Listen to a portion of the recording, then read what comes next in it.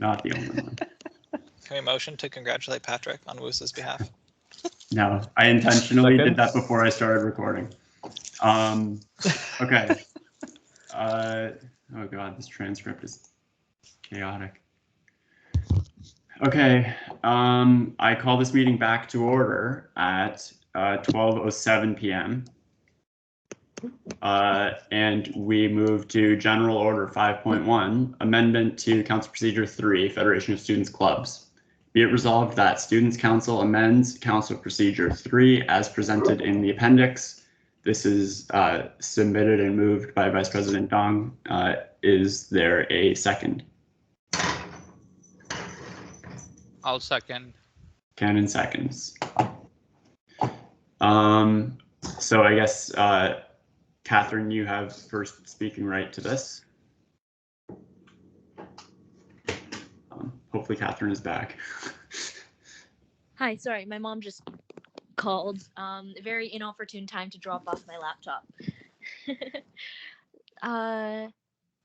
Oh yes, this motion. Okay.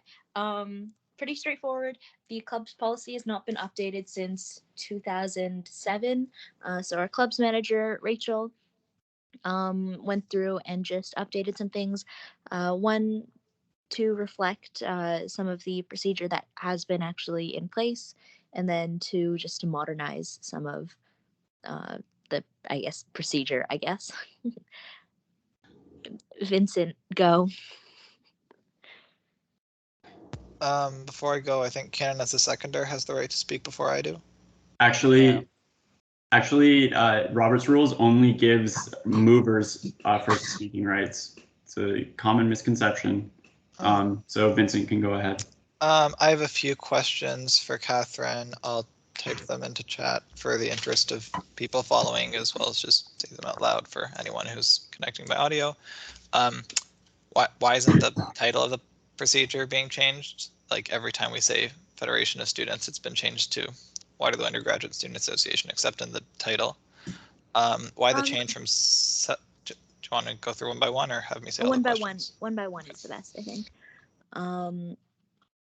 I don't believe it's been changed to Waterloo Undergraduate Student Association everywhere, but for what it's worth, we are the Federation of Students, University of Waterloo, operating as a Waterloo Undergraduate Student Association.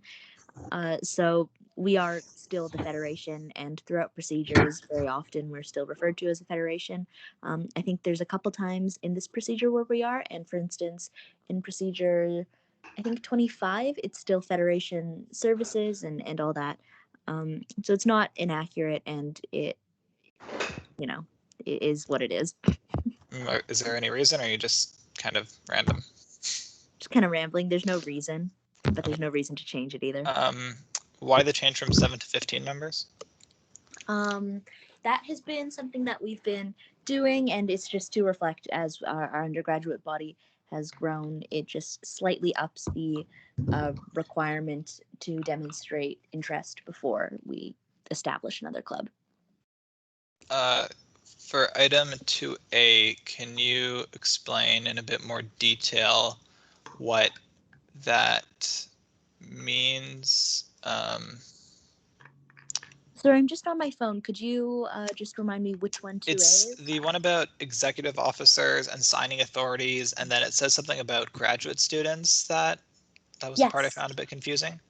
So basically, for WUSA clubs, clubs that are not under other societies that have their own structures, WUSA clubs proper, they have executives that are defined in their constitution, and then there are 3 signing authorities out of those executives.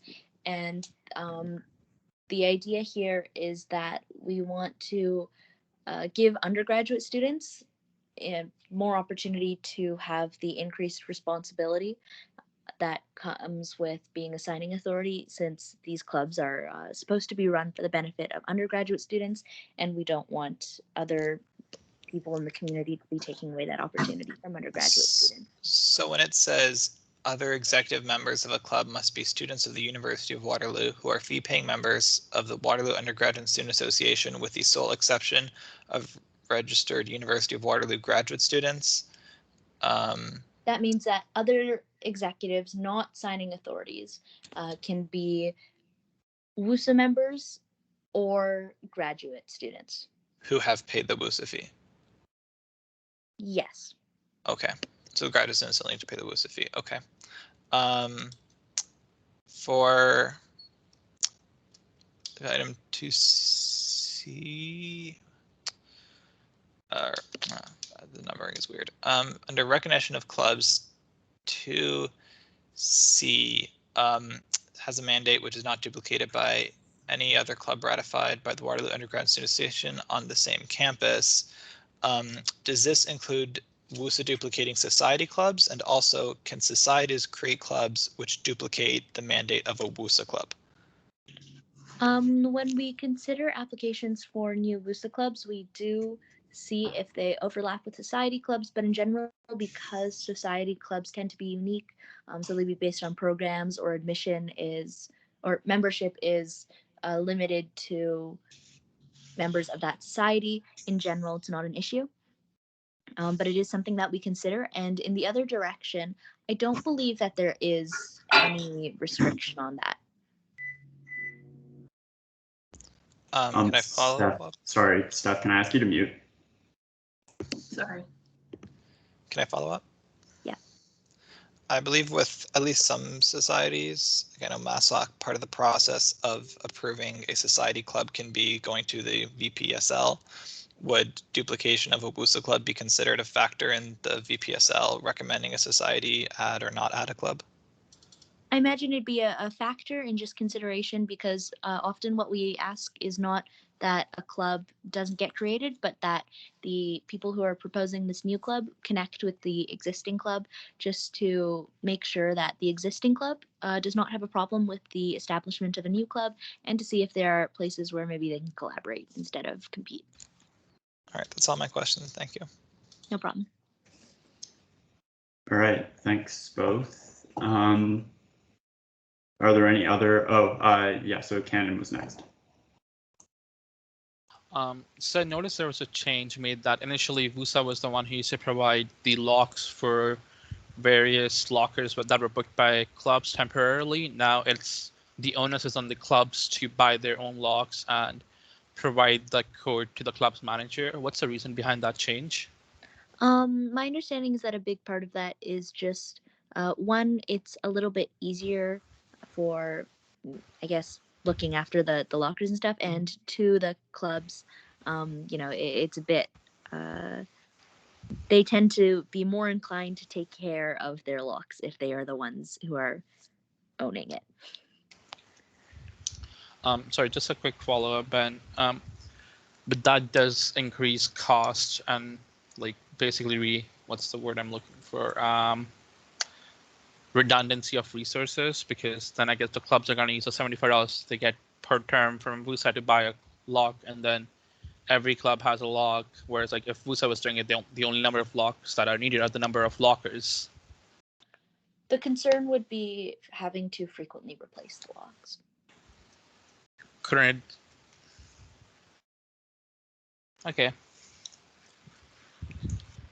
Cool. Okay, next is Edward. Hi. Thank you, Catherine, for bringing this to council and updating procedure. Updating procedure is always great. My concern was minor. It's with Part C, number 6, where it says to be considered for ratification, the applicant club must submit a package containing the following items to the club's manager through the clubs.us.ca. I don't think it's generally a good idea to have specific URLs in our procedures because any small changes on our operations side kind of impacts the procedure and makes it just difficult to maintain and hard to enforce. So I want to move an amendment to strike the last part that says through https://clubs.wusa.ca/ and have it just say to the club's manager. Okay, so I'll ask if that is friendly to Catherine and Cannon.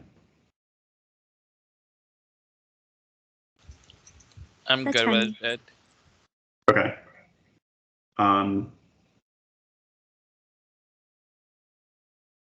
And actually, I guess if any individual of the assembly objects, then that would be sufficient to have it as an explicit vote. Mike, I don't know if that was your hand up or. I just want to ask Edward. I know this usually works through like a club's admin system.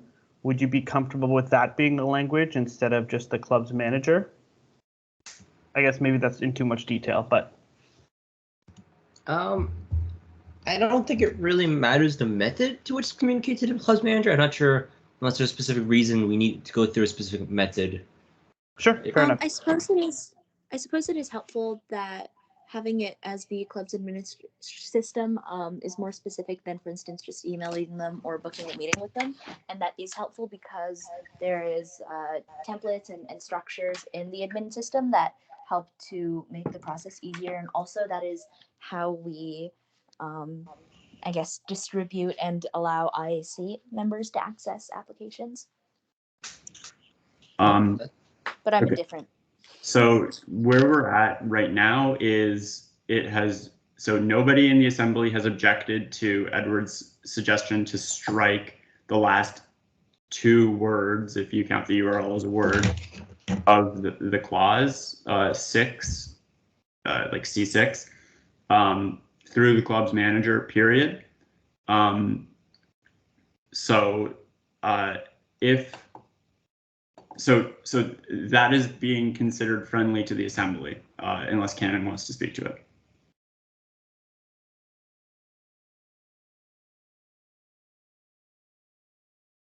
Hopefully Cannon's computer didn't just die.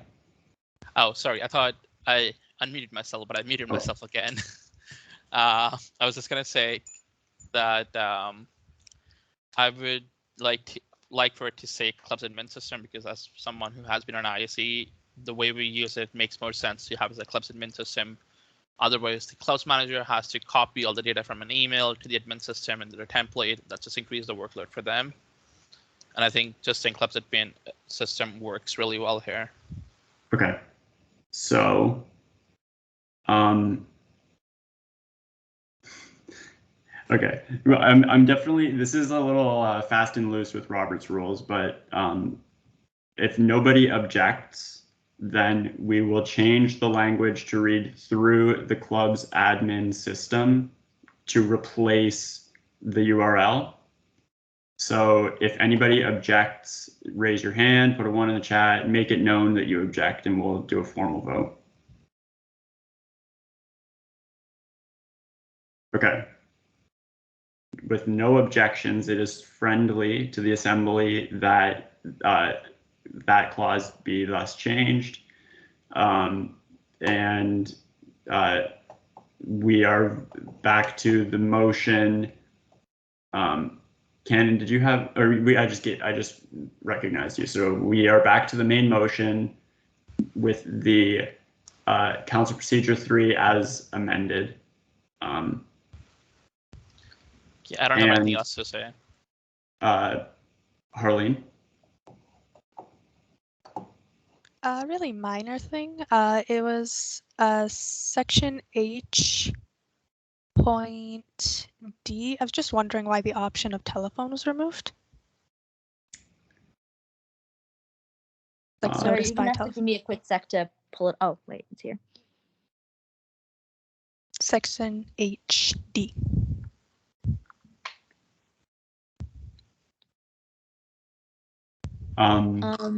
We don't collect people's telephone numbers anymore, so we don't contact through that. We only contact through email. Ah, okay, makes sense. No problem. Thank you. All right, thanks, Harleen and Catherine. So we're back on the main motion. Be it resolved that Students' Council amends Council Procedure 3 as presented in the appendix and has been friendly amended.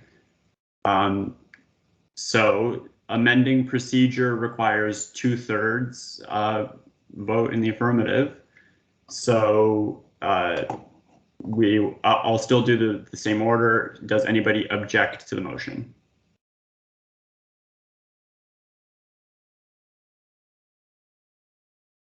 Does anybody wish to abstain? Okay, hearing neither, it carries unanimously, and we have amended Council Procedure 3. Next, we move to the creation of a Committee on Access and Disability Inclusion. So this is whereas the Waterloo Undergraduate Student Association strives to uphold and promote the values and policies outlined in the Accessibility for Ontarians with Disabilities Act and the values of equity, diversity, inclusion, and access. And whereas working towards equitable access to education and the promotion of student well-being are central to WUSA's goals and responsibilities, and whereas disabled students continue to experience barriers to full and equal access to academics, enrichment, and well-being, and whereas access and disability concerns are best addressed as a central focus, not added on in an ancillary manner to existing work, the Accessibility Commissioner and Accessibility the Accessibility Commissioner and Accessibility Report identified a lack of any formalized student-run advocacy groups on these topics and recommended a committee to act upon its findings. Then, be it resolved that Students' Council amend Procedure 10, Committees of Students' Council, as shown in Appendix X. I think it's what's after J, K, Appendix K. Is that right? Creating the committee. And be it further resolved that Councillor Blank and Councillor Blank and at-large members Blank and Blank be elected to the Accessibility and Disability Inclusion Committee. This is moved by Vice President Emo and seconded by Vicky. Steph, you get first speaking right. Can I make like a slight adjustment to this?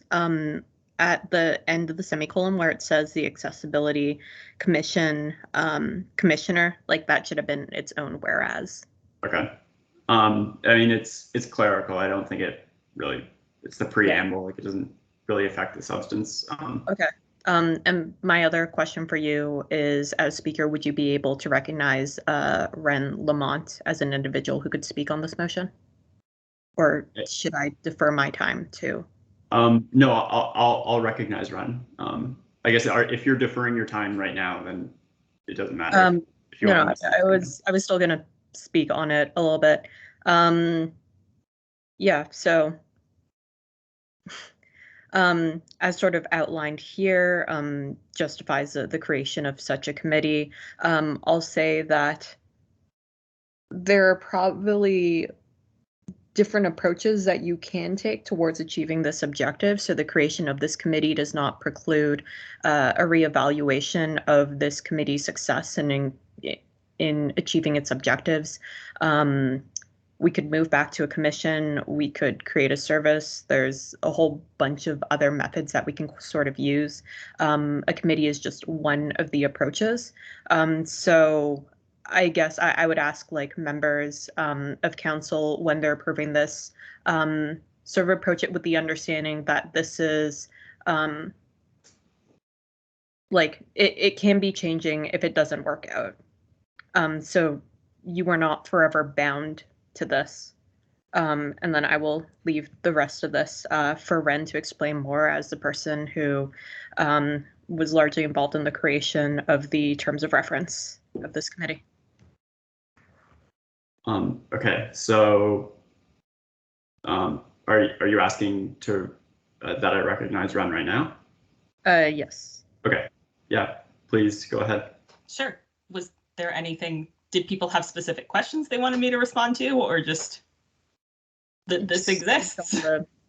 I guess you can do your, if you have any. I don't have like a prepared spiel, but for council. Yeah, I guess the main things of note for council were, I mean, in the accessibility report, this was one of the recommendations, I think 10.2, if anyone has it open, but like one of the recommendations in there, I don't have it open. I think it's 10.2. That this is something that we want to have, especially because Accessibility Services Accessibility Committee has not existed since a little bit prior to the pandemic, and they don't really have plans to bring it back at the moment. And the other accessibility committee, It has a different name. It's the one kind of administered through plant ops, is really just used, like one of its formal requirements is talk to them if you're going to make a new path, so they tell you where to put the benches. So that's also, it's the Accessibility Advisory Panel is its proper name, but none of those really meet the needs of identifying barriers and addressing them, especially for undergraduate students. So that's generally the reason why we wanted to create a committee for this rather than just let other bits of the university handle it. But yeah, if anyone has further questions, comments, concerns, clarifications. Hi. Thanks, Ren. No problem. So I guess if there are no questions coming in from council, we will go to the last clause and I guess accept nominations for the councillor seats and at-large member seats. So I guess I'll give you a chance and then I might start picking on people in a good way. Okay, Vicky. Hello, hello, Cancel. I would like to nominate myself for one of the seats, partly because like I was the accessibility commissioner and people continually keep on coming to me for various things because they kind of, well, my face is kind of plastered on right now. So, and I have a good working relationship with the head of accessibility services, Jennifer Gillies. So she's always willing to hear feedback and connect with me if I ever have any concerns about everything. I've helped currently support a student kind of who's a first year with some things with accessibility, more so clarity. So yeah, I just know, I did all the data collecting, so I know the report in and out. So yeah, I'm just nominating myself because I just know everything. Not everything, I know stuff. Sure. Thanks, Vicky. And can I ask, are you okay with an at-large membership seat? Yes, I am. I just put me wherever it fits. Okay. So we have a nominee for the at-large seat. Next in the speaking turn is Cannon. Well, I was not really looking for the nomination. I did have a question about the terms of preferences for the committee. Do you want me to do that right now, Ben, or after the nominations? Let's do nominations first, just because I guess we've opened this can of worms now. Yeah. Okay, so next is Arnav. If it was a nomination, I guess. I would like to nominate myself for the counselor position, since like I believe that I have some knowledge about the topic which I can contribute to the committee. All right, thank you. Yes. Amelia. I would like to nominate myself for a position as well.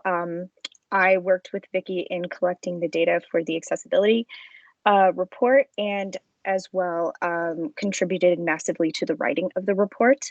I have no personal experiences with myself as I do not identify as someone with a disability, but I have close personal relationships with students at the university who do. And as well, I feel that I can contribute my knowledge from writing the report and help to translate that information into advocacy work that the committee will be doing. All right, thanks, Amelia. So right now we have 2 nominees for 2 counselor positions and 1 nominee for 1 at-large position. So I guess if there are, okay, Cannon, point of order.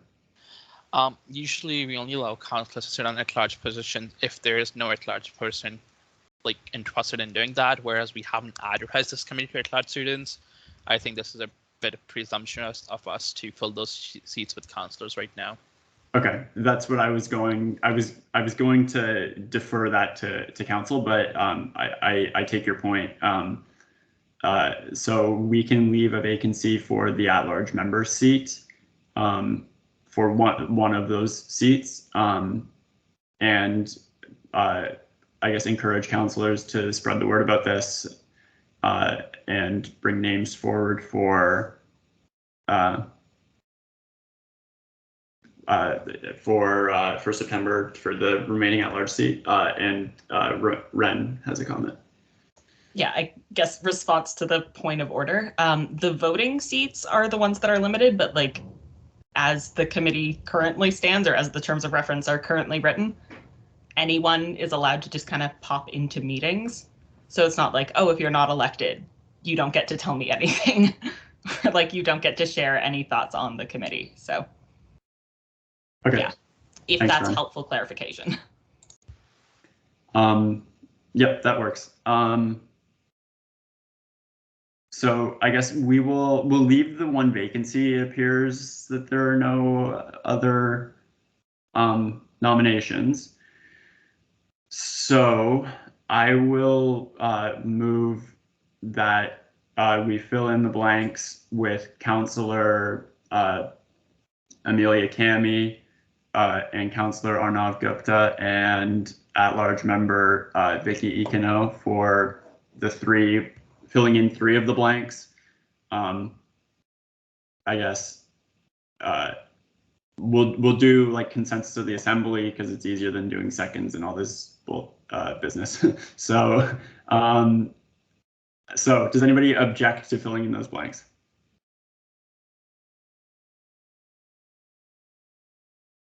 Okay. No objections. We have filled in the blanks.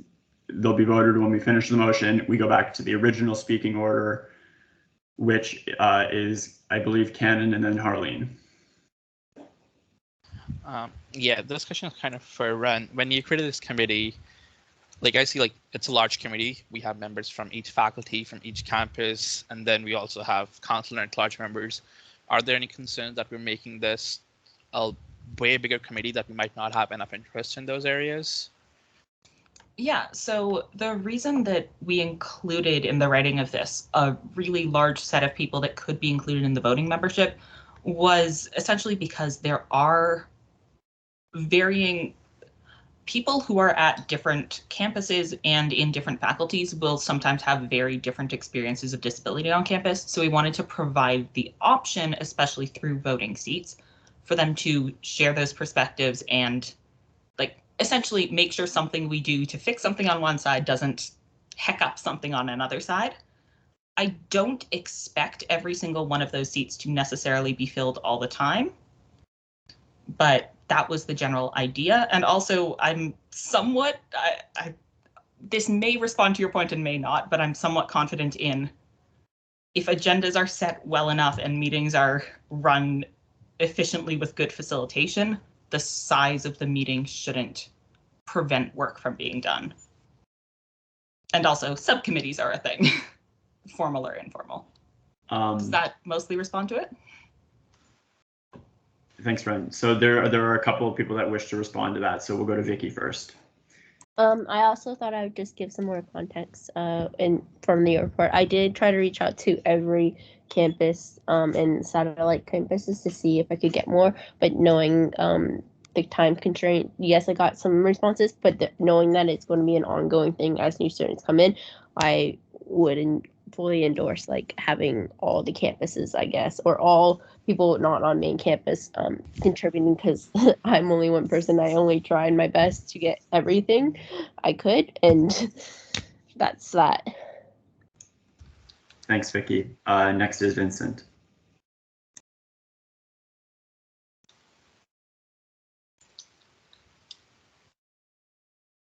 You're muted if you're speaking.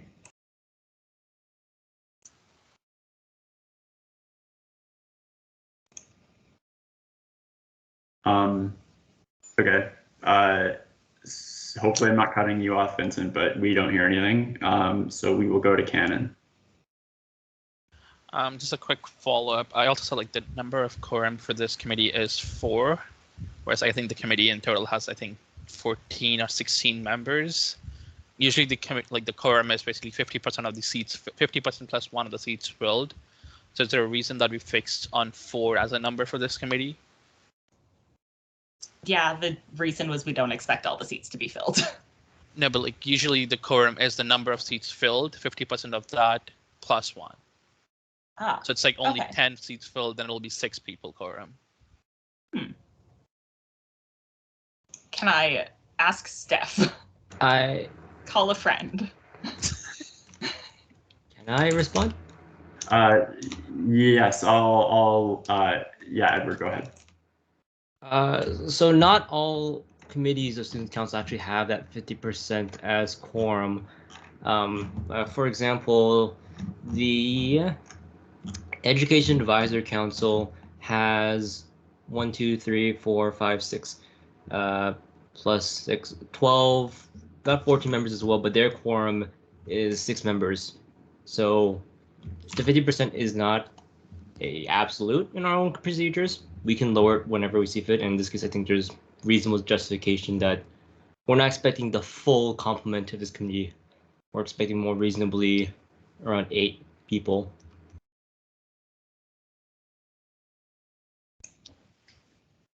Thanks, That's Edward. fair, yeah. Just curious. Okay. I can- So that Steph, do you want to? Oh, I was gonna say I can motion to amend the amendment to procedure 10 that is proposed. Can someone open the thing again?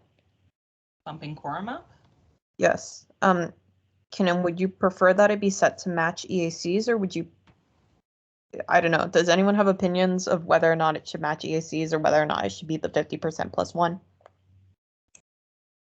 Like, I was just curious, like, I'm hoping no one at this committee is gonna like join the committee with like bad intentions that we need to have it as 50% plus 1. So I'm okay with this. I was just curious the reason behind that. Okay. In that case, I would prefer to keep it as is. I can just see scenarios where something just needs to be approved rather quickly, and not everyone is available to attend. Also, if you look at like the powers that this committee has in particular, it is kind of restricted in terms of like predominantly what they do is recommendations. So it will ultimately end up going to council. Part of the role is also just to serve as like a focus group and a forum for some of these conversations. So I would prefer having a little bit of the buffer there. So I guess I am not amending. Okay. Thanks, Steph. So we've exhausted this. Oh, sorry, Harleen. Hi. A very specific question, I guess. So Part C, committee membership, it specifies, so if a society president or designate takes on a counselor seat, that they will only hold it for the amount of time that they are society president. And I'm presuming based on point 5 that means then the vacancy will come to council and they will be able to fill it as they see fit, either with the next society president in line or just another counselor. Is that correct understanding? I mean, I believe that the reason we wrote it that way was. Sorry to interrupt, Ren. Sorry. There's a point of inquiry. Oh, sorry. I was just kind of confused. Is this specific to this committee or in general all committees, Harleen, you're talking about? I believe it says for this committee. I can't recall it. Where can you see Scroll it? to ex officio membership, Cannon. Part C, committee membership. Yeah, I think that's the general committee membership for the entirety of council, Ben, what Harleen was referencing to, which is not being changed. Which I don't think it's been changed. Yeah. Never Yeah, mind that's then. usually presidents only hold positions of councillor seats if they are still on council till that point.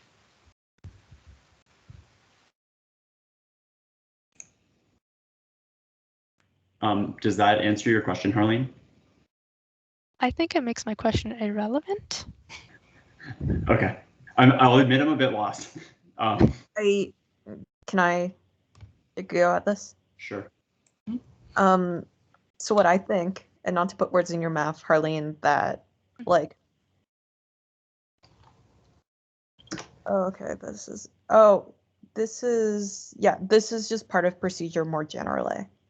The amendment that I'm making is in red. So this is just stuff that generally exists within procedure. Rich. Yeah, if I can interrupt Steph. Yeah, sorry. Steph is right. This is part of the general committee's procedure. So society presidents become counselors when they by virtue of their office.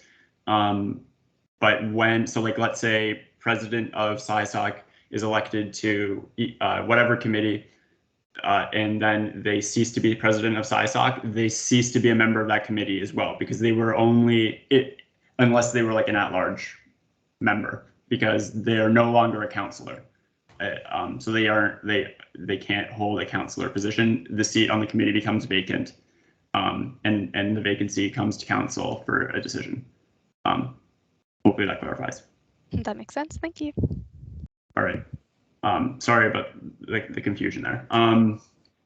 Okay, so I think that exhausts the speaking list, if I'm not mistaken. Can I just call attention to one quick thing, please? Sure. Yeah, so can we go back to committee membership to three, I think it's the thing. Yeah, so just want to call attention to this particular line item here, to any society presidents or society exec that might be present. I will clarify that specifically what's being asked here is just a representative from your faculty. This person does not need to be involved within your student association in any way. It's just up to you to find a student in your faculty who either self-identifies as disabled or demonstrates a genuine interest in sort of this advocacy work that's ongoing. So if you, through your channels, could look for folks who may be interested, that would be greatly appreciated. But again, I would say that we prefer if your president is not at all interested in this work, or doesn't feel as if they can speak to it, then we would definitely prefer to have just a normal student, or even just a normal student in general, I think would be very sort of helpful to give them a leadership opportunity and speak from sort of their perspectives. Yeah, if I may add on to that, that is very much the intention we were trying to write in there, though I'm not sure it was maximally clear that, yeah, what we would be, what I personally, I guess, would be asking of the societies like ASU, etc., the list, is that you put out a call to just all of your students, I guess all of your students who've paid the fee, but all of your students to say, hey, do you identify with a disability? Do you want to be involved in this? Regardless of if they're already sitting in on meetings or have a leadership opportunity, because what would be most useful for this committee is not necessarily students who have particular leadership or governance experience, but people who can speak to disability experiences. But yeah. Thanks, Fran. No problem. Okay, so I think that exhausts the speaking order. We will move to a vote. Having filled in the blanks with councilors Amelia Kami and Arnav Gupta and at-large member Vicky Econo, leaving one more blank to be filled in September. Be it resolved that Students' Council amend Procedure 10, Committees of Students' Council as shown in Appendix K, creating the Accessibility and Disability Inclusion, Committee on Access and Disability Inclusion, and the second clause on the membership. So it should, in the procedure, it's been amended, or supposedly it should be the Committee on Access and Disability. Yeah, there's a typo there or something. Okay. Yeah. Okay. No, there shouldn't be the word inclusion, because if you inclusion have the word shouldn't be on there. Because then you make the acronym ADIC. Well, not if it's the Committee on ADI. But anyway, Anyways. neither here nor there, as they say. It's at the bottom, the further be it resolved as well. Be elected to the. Oh, okay.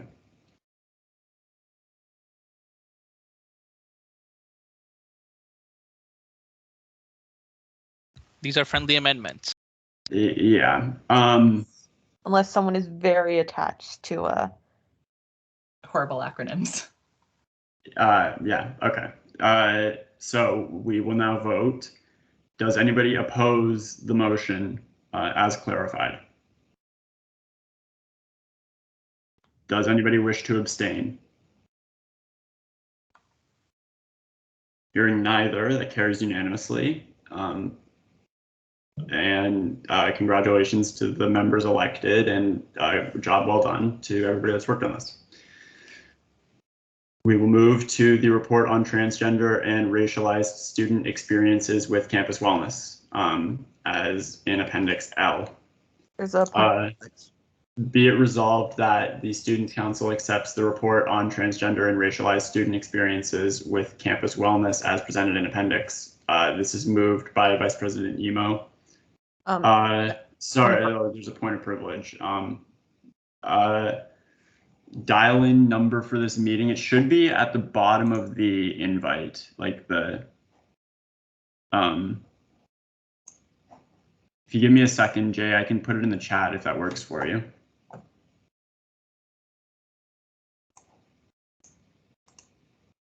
I already did it, Ben. Oh, okay, thanks, Cannon. okay. Okay. So the motion that Students' Council accepts the report on transgender and racialized student experiences with campus wellness as presented in Appendix was just moved by Steph Yemo. Is there a second? Cannon seconds. Steph, go first. Yeah. So essentially, this report follows up on work that was done in, I believe, winter of 2020. So not last exec, but the exec before. Sort of following some concerns, specifically reported by Raise and Glow, but also students more generally to the VPSL regarding their experiences with campus wellness. A sort of survey was run, and the intention was that work would sort of be done around this. But because of COVID and a whole bunch of other things, the work got delayed. So in keeping our promise to our students, and particularly the ones who disclose their experiences, that we would be doing advocacy and work on this, we have gone ahead and tied up any loose ends regarding this report. The report predominantly summarizes sort of the contents of the survey, in addition to preliminary conversations that we had with various stakeholders, trying to understand it sort of from a systems perspective. You'll notice that we don't have the particular survey data, and this is to protect the identities of the students who've sort of disclosed that information. A lot of sort of the information that we got was through, I guess, like quotes and entries and stories that were sort of input there. And given that the original survey said that we would only be using this information in aggregate, it would be inappropriate for us to sort of share this information. But we've done our best to outline sort of the major themes. And so there are some recommendations sort of stemming from that if you have any questions. We've also sort of gone through and spoken to the individual services. And Jaquir, we've reached out to various groups who might have students who are impacted by this to sort of provide feedback on the report. So hopefully it's good in that respect as well. I believe that's all I have to say on this. And if Ren wants to provide anything extra, if Ben can Well, okay, I defer the rest of my time. Yes. Yeah, works for me. Go ahead, Ren. Sure. Sorry, Ben, Oh. there is Vincent at 1 before Ren. Oh, okay, you're right. So we'll go to Vincent first. I was just wondering for this report, I was like trans and racialized students grouped together. Is there, like, I don't see why those would be grouped together. Is there something I'm missing, or what's the reason for that? So it's kind of like a historical artifact in a way. Like the original survey was a trans and racialized survey. I'll say part of the reason why it's grouped together is that these groups are more likely to have negative experiences with medical practitioners, and that was the thing that unified them. I do admit that it is confusing in times when you read it because it's like and or and. I'm just sort of keeping the consistency of what was originally outlined. You'll find that in the report we mentioned sort of the shortcoming as well in terms of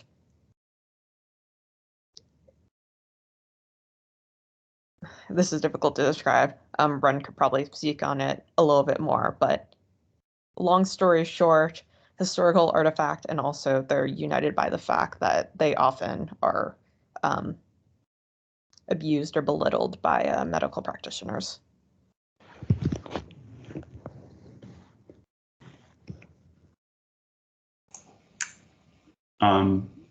Okay. So Ren, if you wanted to either directly respond to that, or if you have any general comments, I guess we'll welcome them now. I don't really have any other general comments beyond. Also, this is just, I didn't run the initial survey.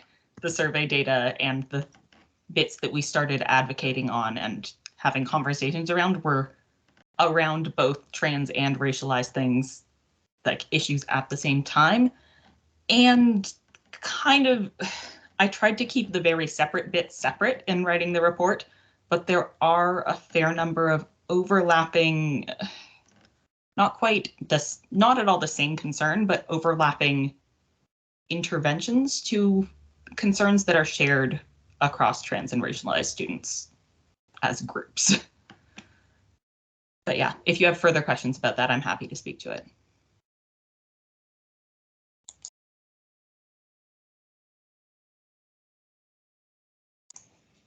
Thanks, Ren. So I don't see any other requests to speak to this item, so we will go to a vote.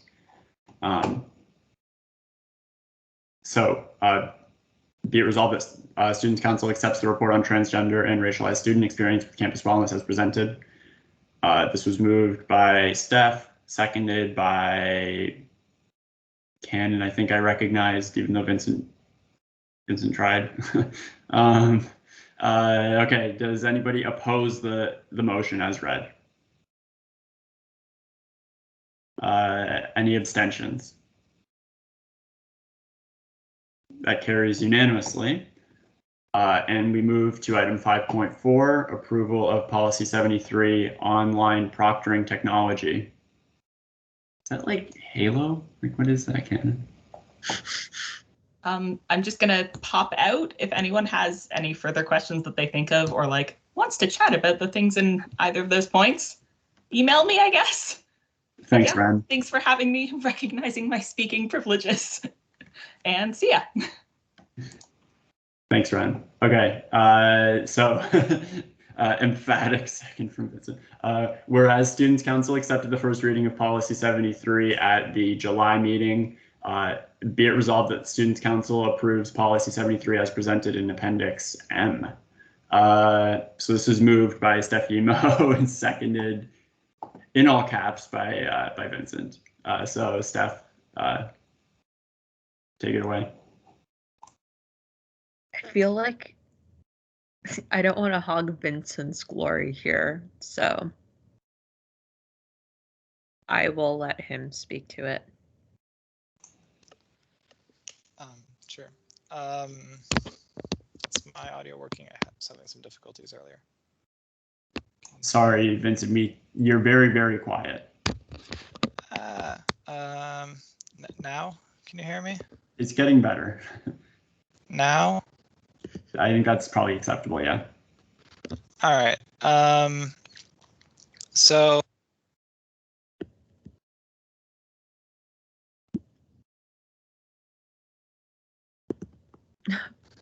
We've lost you Yes. again. Can you hear me? Yes. Sorry. I'm sorry. I spilled some water. Um, right. So last time council gave some feedback on some changes to the policy. They're mostly minor changes. I made changes and discussed them with EAC, and EAC recommends that council approve this policy.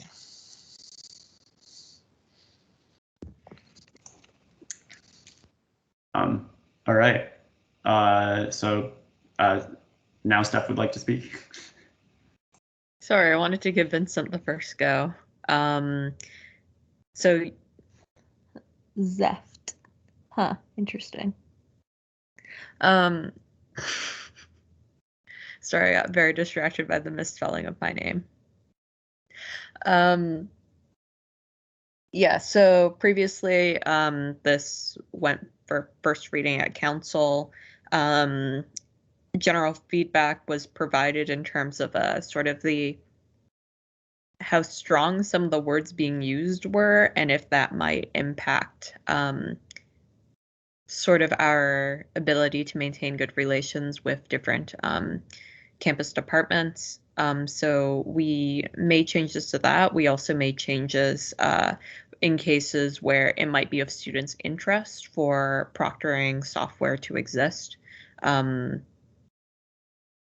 So if that provides you sort of an overview of some of the changes, I would say that as the head of EAC that both these concerns have been adequately addressed. Obviously go through the policy yourself, but yes, it has EAC's stamp of approval. Thanks, Steph.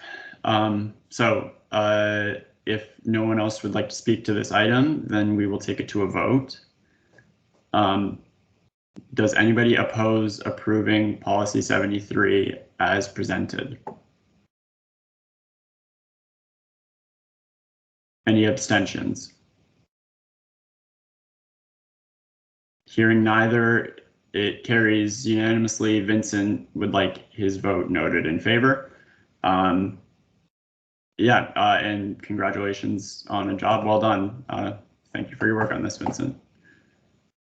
And I guess we can note that for the minutes. Okay, next is policy 25, amendment to policy 25, sustainability. Whereas Students' Council accepted the first reading of amendments to policy 25 at the June meeting and tasked EAC to integrate the feedback given by council and board. And whereas EAC has finished making these changes to the policy, be it resolved that Students' Council amends policy 25 as presented in the appendix. Moved by Vice President Emo. Is there a second? Cannon seconds. Steph, would you like to speak to the policy? Yeah, hello. You have already seen this document before. I believe last time the major concern that was sort of brought up was around the sustainable purchasing guide. Specifically, I remember that we wanted it to go through board and also to just clarify a little bit of who would be impacted by it. The language has since been changed so that WUSA is creating a sustainable purchasing guide, but it is only as an internal resource. It is not binding anyone to anything in particular. I will add that I have still left it as a corporate policy just because I believe that at least encouraging WUSA to do certain sustainability practices and also with like conducting reviews of its operations would fall into the category of corporate. But if I am incorrect in that sort of assessment, folks can feel free to motion on the floor to change that.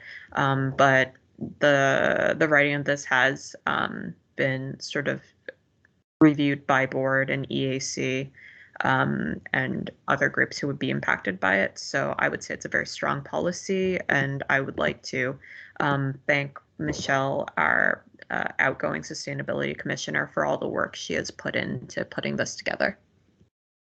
Thanks, Steph. Does anybody else wish to speak to this item? Point of inquiry from Cannon. One for you, Ben, was do corporate policies also need to be recommended by board council? I can check.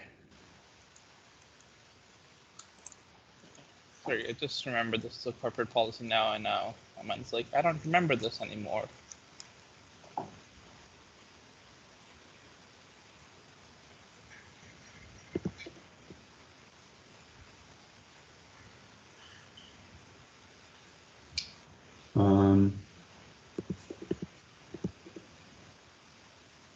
I think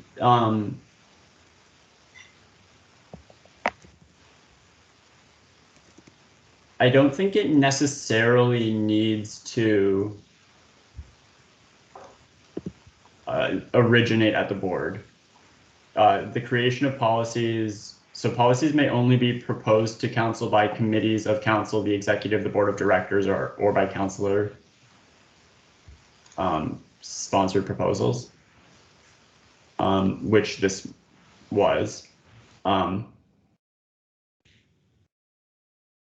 The only reason I kind of thought is because I think there's a reason we made distinction between corporate and advocacy policy, because council cannot directly just make a policy that affects the corporate operations of the organization without board's approval or something. I think that's a bit of a misunderstanding, because the bylaws actually empower council explicitly to set the policies of the corporation. Like the board had the chance to have input on this. I see your point, and that the board might have like concerns about policies which bind the corporation, but like policy maintenance, creation, whatever is like explicitly the authority of council. So I can't, I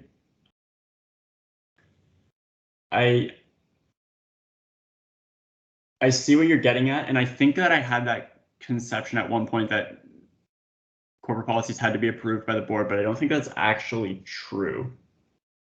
Sorry, I'm doing this on the spot and I don't have it like, but I don't see it in policy 0.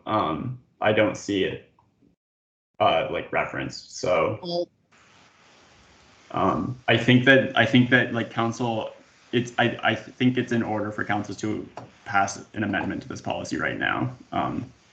If Yeah, that. and I'll say that like with regards to this policy in particular, that the language changes and everything did go through board, and that some of the items that, from my perspective, could impact operations were already present in the initial sustainability policy. So this was just me putting it into the right bucket, if that makes sense, like flagging it as a potential thing that can impact operations, but I feel like it's more prescriptive than it is actually tying the organization to doing things in some cases, or at least there's enough of a flex for board to push back on it. Thanks, Steph. So next is Harleen, I think. Unless, yeah, I think next is Harleen. Just confirming that societies would also have access to the Sustainable Purchasing Guide, should they choose to use it.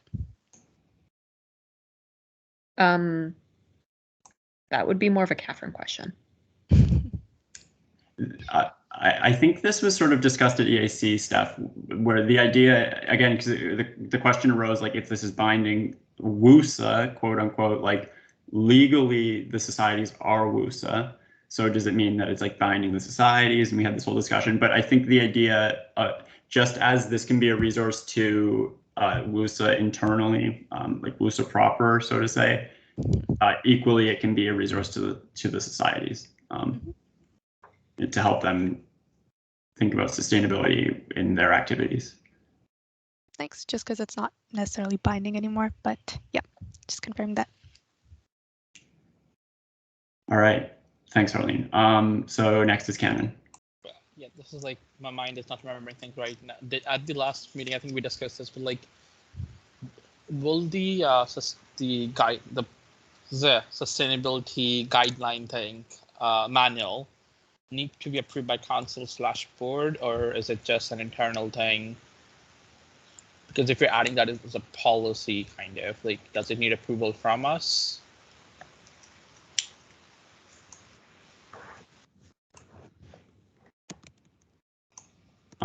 Steph, if I can, You can. My understanding is the policy says that it will be created by staff, and I think that gives latitude for such a document to exist and have authority. So, and that it exists as like, it's basically like recommendations. There's a point of order. Oh, sorry, you can finish that after, like I can come afterwards. I think I found what I was looking for initially. I was basically done, I think. Oh, I think it's under policy adoption. It says if the revised draft policy is a corporate policy, the speaker or the president shall inform the chair of the board and present the policy to the board of directors or their designate for their written opinion.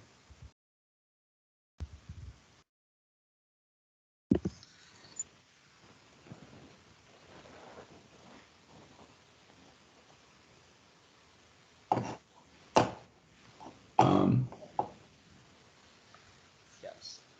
Sorry, folks, I'm just doing this on the floor, but I vaguely remember things every now and then. Sorry, where is the it's under policy approval process? Edward might know more about this. What paragraph? Student is Council it? Procedure 9, meetings of Students Council. Oh, council procedure. Sorry. It's not policy 0. Should probably be there, but. Meetings of Students Council. Hello.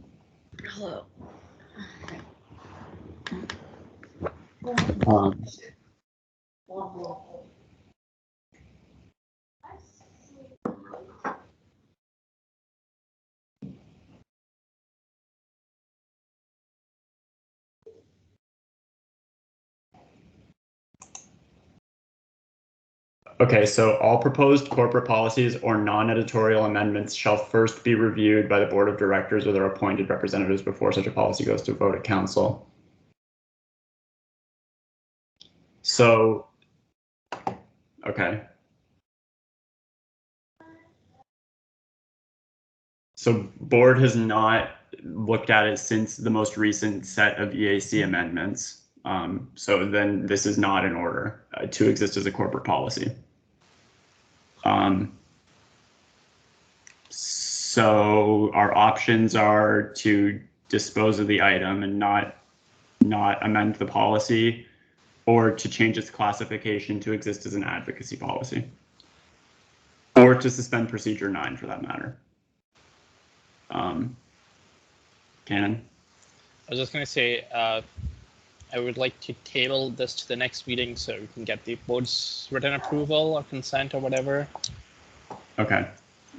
So there's a motion to table this until the September regular meeting of council. Is there a second to the motion? Matthew Schwartz seconds. So this just simply delays consideration, presumably until such time as board can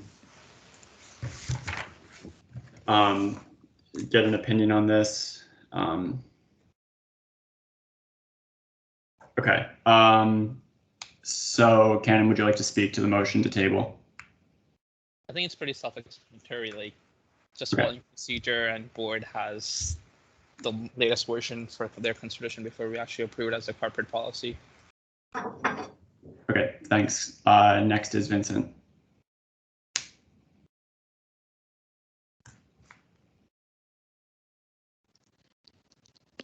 Hi. I was just wondering, rather than table it, could we not wait for board's approval and then pass it through an A vote? Since there seemed to be no opposition to the substance of the policy.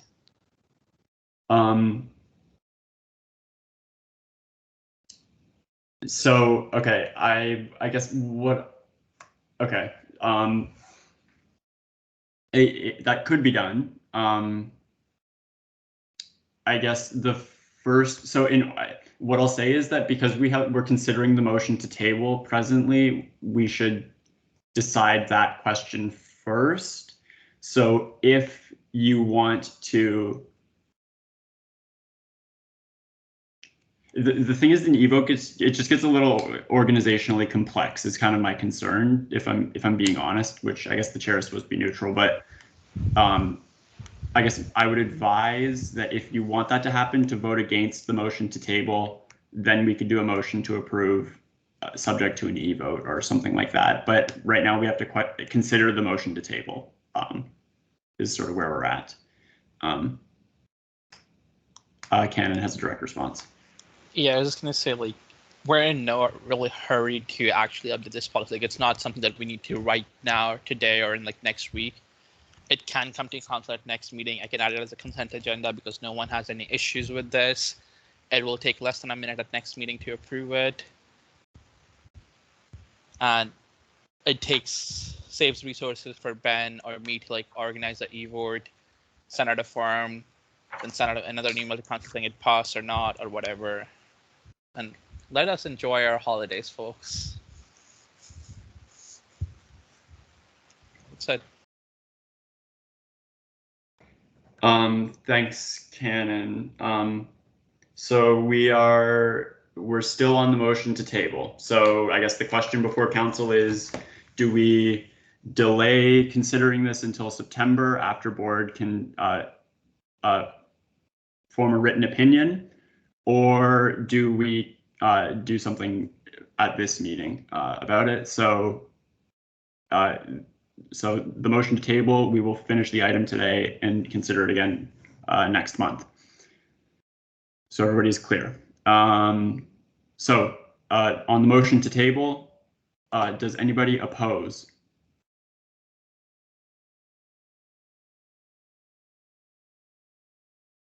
Does anybody wish to abstain? Hearing neither, that carries unanimously, and we have tabled consideration. Steph abstains. We postpone consideration until September regular meeting. And that brings us to new business, if I'm not mistaken. Yes. So, okay, Cannon and I have an item of new business we would like council to consider on scheduling meeting dates. Council has to decide if we want to consider new business. So if any, we have how many people present? If more than 1/3 of people object to considering this, then we'll adjourn and pick a meeting for you. So we'll consider an item on new business for scheduling fall meeting dates. Does anybody oppose considering this item in new business?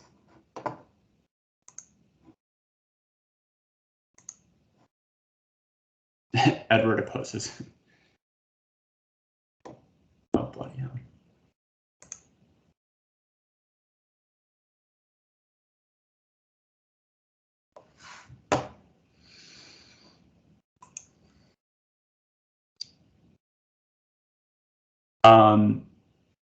So Harleen asks, what does this item entail? It literally is just a motion to pick the dates that we will meet next. I sent out a form to council. I sent a form out to council in an email this past week about like basically a survey on like what days work best for people. So I think we have a sufficient amount of support to consider this item. So I will move, be it resolved, that council meets at, so the most, okay, I'll share my screen. and this will help facilitate this discussion.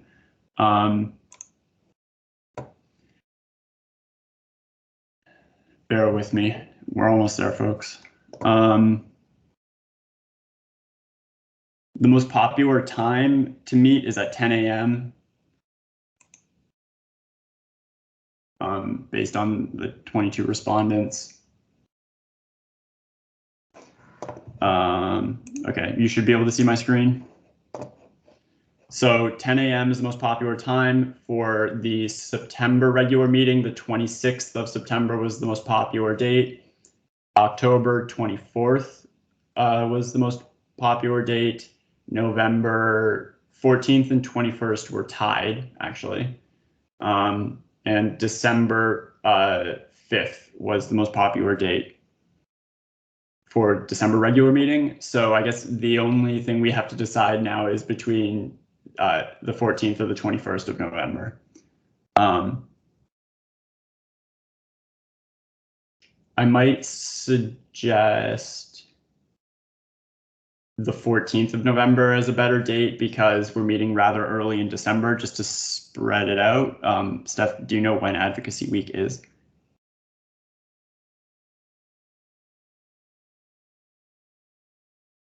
Okay, good to know. Okay, then I'm gonna pick arbitrarily the 14th of November. Because somebody's got to pick something, and I guess yell at me if you don't like that. So I will move, be it resolved that council set its regular. Okay, before I move this, I'm going to take Vincent's comment because it might be helpful. I was just wondering, for like incoming society presidents who will be part of council next term, did they take part? Did they do the survey? I can't know that for certain. Did you send it to them? I sent it to the council mailing list. So some of them may have received it, some of them may have not. I guess it depends on if the president, like if the incumbents shared it with their successors. But for that matter, like I based on the way I set this up, I have no way to verify who answered this at all. So it's an imperfect system, but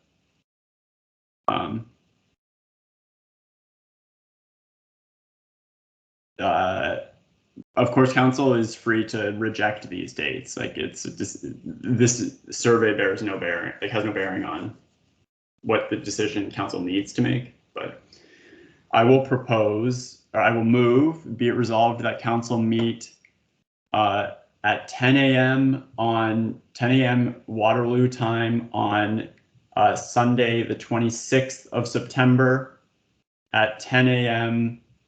on Sunday, the 24th of October, 10 a.m. on Sunday, the 14th of November, and 10 a.m. on Sunday, the 5th of December for its fall regular meetings. I'll second. 10 and seconds. Mike, did you get those dates written down? Thumbs up? Okay.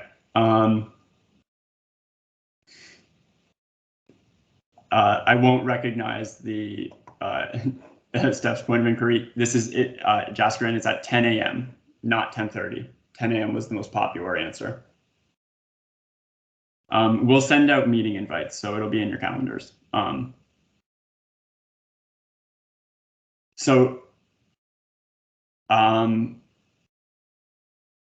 Okay, before I consider these points, okay. The meetings will be scheduled for online. It may change, but it seems the most prudent thing to schedule Teams meetings and see how things change. And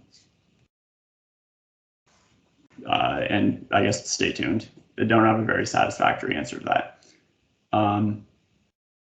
Okay, so we will vote on the motion for 5th of December, 14th of November, 24th of October, and 26th of September, all at 10 a.m. Eastern Time, Waterloo. So does anybody oppose those dates and times? Any abstentions? Hearing neither, Harleen abstains. That carries, and we have set our fall meeting dates. Is there any other new business?